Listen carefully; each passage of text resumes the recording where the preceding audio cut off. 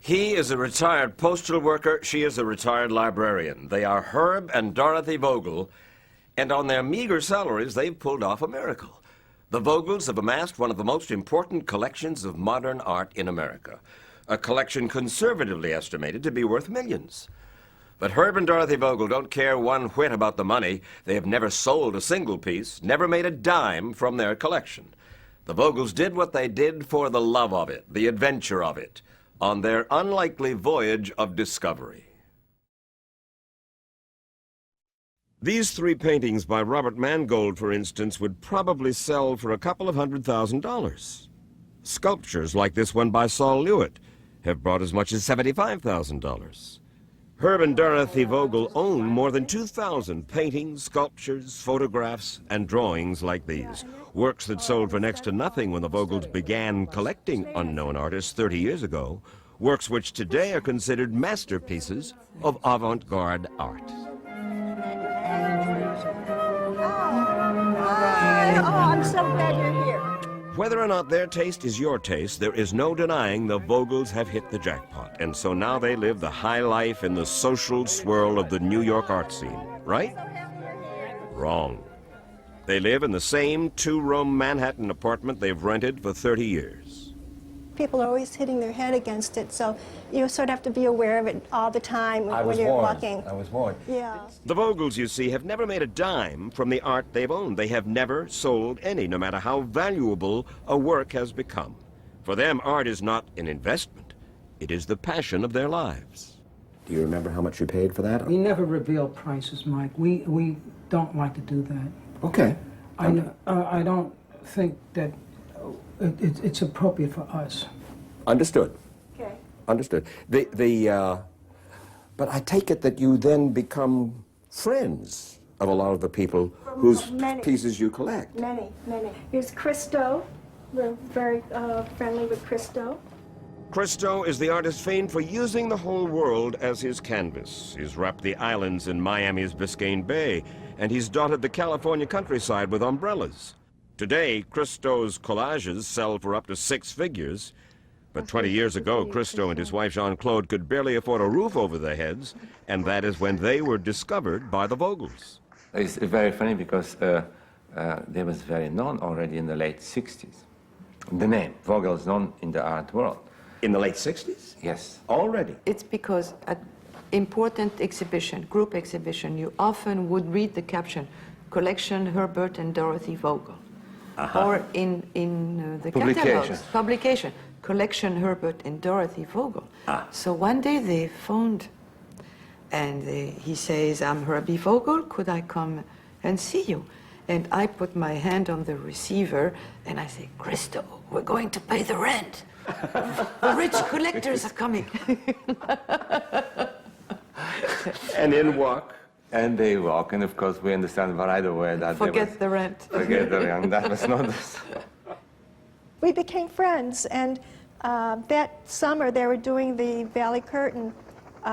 We took care of their cat, Gladys, for them, and in return they gave us a work of art. That's how we got our Valley Curtain collage. Herbie was clerk in the post. Clerk in the post? Yes. We never know what post office. I try to find it to go to buy stamps. Very often, if he still wanted to buy something and didn't have the money, he would borrow on his life insurance. Or pension. Or pension. From the pension. It was amazing because he and Dorothy have the same sickness, the same disease as the artist. And they have the virus. Herb and Dorothy can get an art fix anywhere they happen to be in their apartment, and sometimes their masterpieces turn up in the most unexpected places. That was by Richard Tuttle. You see it? Now. No, right here, right here. Yes, I see it. That was first shown at his exhibition at the Whitney, I think in 1975. And then we had it in another place in our apartment. Dorothy, Yeah. wait a minute, please. That's a fact. That is not a made-up thing. No, I know, but that's a work of art. That definitely is a work of art by Richard And you know Tuttle. something? Yes. I understand Morley Safer better now. Oh. My colleague Morley Safer inflamed the art world last year with his 60 Minutes report suggesting that art like this is a fraud. But Herb and Dorothy couldn't care less. They like it, and that is all that matters to them. And you know, Mike, this is one of our most famous pieces. We've loaned it since then. I don't know why, but it is. It's been on loan to another show at the Whitney. It's been in California in another exhibition. It's a piece of rope. Is That's that a tack through it? Yeah, it's a little nail. Yes, it is. A little nail. Yeah. And it's a little shredded on either end. Right. That's right. Signifying what, if I may? It doesn't have to signify anything. No, that's true. It's a visual thing. That piece of rope is worth only a few $1,000s. But its real value to the Vogels is that the artist, their friend Richard Tuttle, came to their apartment and put it on the wall himself. The Vogels bought all these artworks with Herb's salary, and they covered their living expenses with Dorothy's. And when they decided it was finally time to find a permanent home for their works, the Vogels passed up lucrative offers from many museums. Instead, they chose to give the collection away. So they'll be in Washington tonight?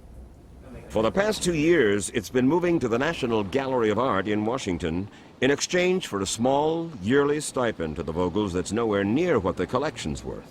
We like the idea of giving it to the nation, that we had both worked for the government. I worked for the city, Herbie worked for the government. And we like the idea that the gallery was free. It didn't charge admission. Also, they don't deaccession. Once you give something to them, they will not sell it. And it was really one of the finest institutions in the world. And it was perfect for us. Oh, my God. Oh, that's fantastic. Oh, my God. Herb and Dorothy owned the blueprint for this wall drawing by the artist Saul Lewitt, but there had been no room in their apartment to have it painted. At home, they'd had to lock this sculpture by Richard Tuttle in the bedroom to keep it away from their cats. I remember one time a bug came on that one and I tried to get it off. Now, when Herb and Dorothy stroll around the National Gallery, they are accompanied by a curator or two. A far cry from the time 32 years ago when this son of a sweatshop worker and his blushing bride honeymooned at the National Gallery. Herb gave Dorothy her first art history lesson there, and for years before that, he had arranged his own life so that he could take art courses and hang around painters as much as possible. I used to work in the post office on a night shift and get 2 hours sleep, and I'd go to a lot of important lectures. I did it all by myself. Nobody told me to do so.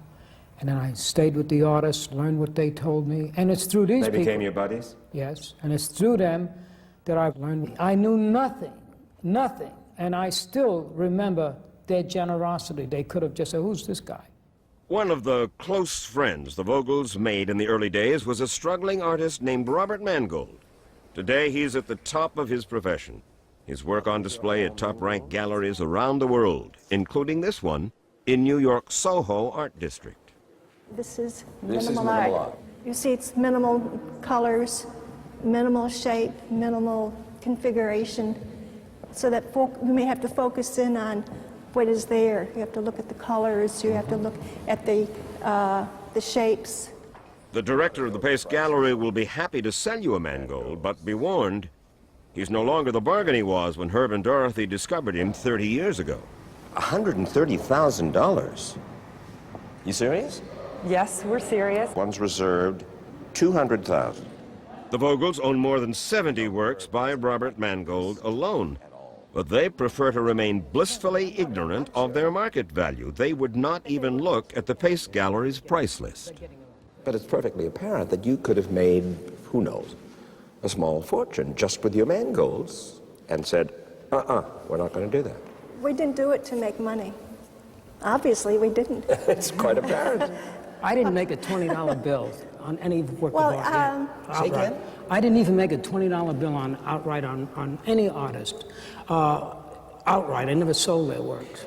In 30 years? 30 years. We never put anything on the market. Herb is 72 years old now. Dorothy is 59. They have no children, no distractions, as they search for the next unknown artist to catch their eye, decades ahead of the pack. Everything the Vogels buy will one day wind up in the National Gallery, which means that Herb and Dorothy are out browsing on behalf of you and me. The National Gallery put part of the Vogel collection on display last summer and fall. An exhibition like this one would be a crowning achievement for any collector, but for this postal clerk and this librarian, opening night was the giddy culmination of a life in love with art and with each other. What would have happened to Dorothy had she not met you? That I can't. What would happen to me? I'd be a housewife up in Scarsdale probably with grandchildren. What do you find so funny? I in guess that? I'm What would unconventional. you be like without me? I'd be nothing. I really mean that, because I think, Dorothy, you can't do it alone. I don't think, I don't want to be macho. I mean, I couldn't have done it without Dorothy. When you came here on your honeymoon, here, not to this building because it wasn't built, No. but the one And across the West way, Building.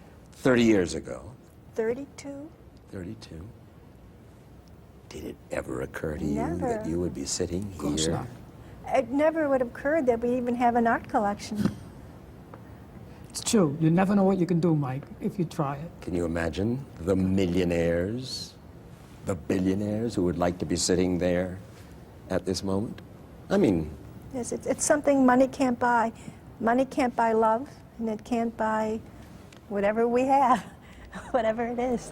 And money can't buy friends, like their artists. Crystal! Presto! Come on, John Claude.